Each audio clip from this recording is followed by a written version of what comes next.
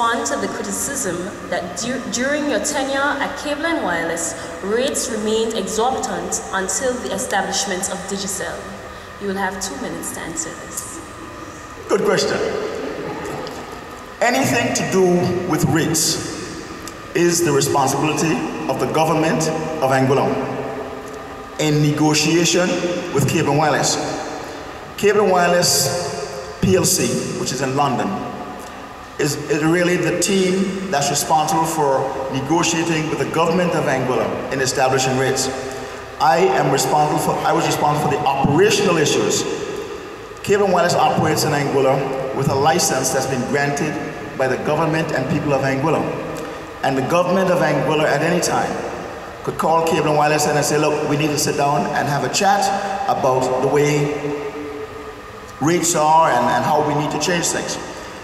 On numerous occasions, such conversations were had, and I was present at a number of these discussions. There is an issue that is a little complicated for me to raise too much here, but it has to do with the fact that to put in the telecommunications infrastructure is very, very expensive.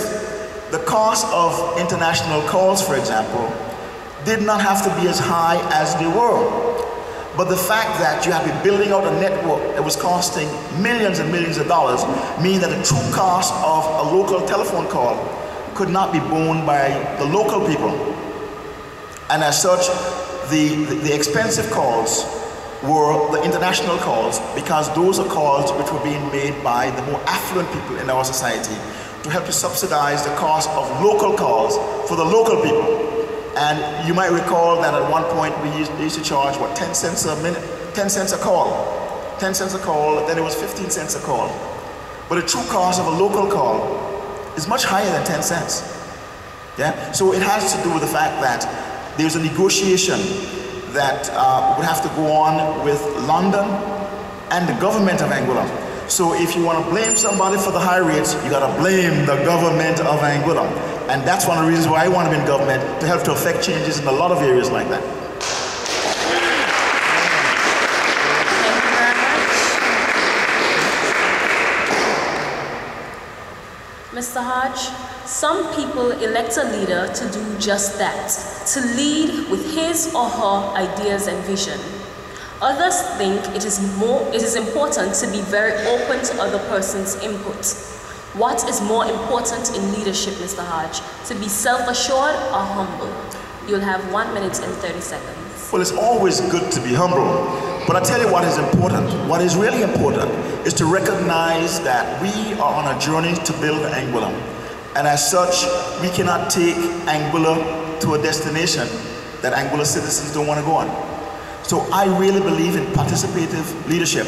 Now, participative leadership doesn't say that the ultimate decision would not have to be taken by the leader.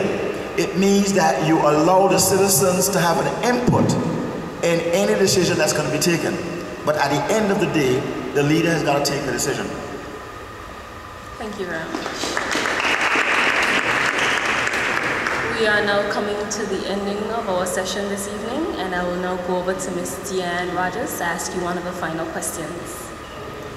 Mr. Hodge, is there a book besides the Bible that has had an impact on you and that you would recommend to the student body for extracurricular reading?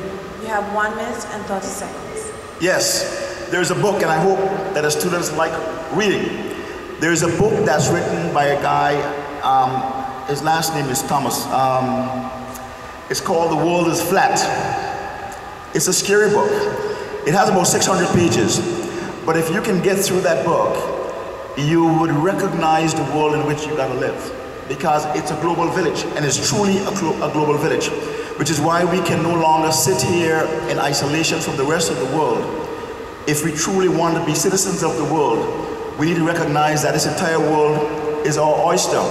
But in order for us to tap this world, it's going to require us to have a whole lot of skills, a whole lot of global skills, both social skills, academic skills, and just natural finesse to survive in a world that's increasingly complex. The world is flat.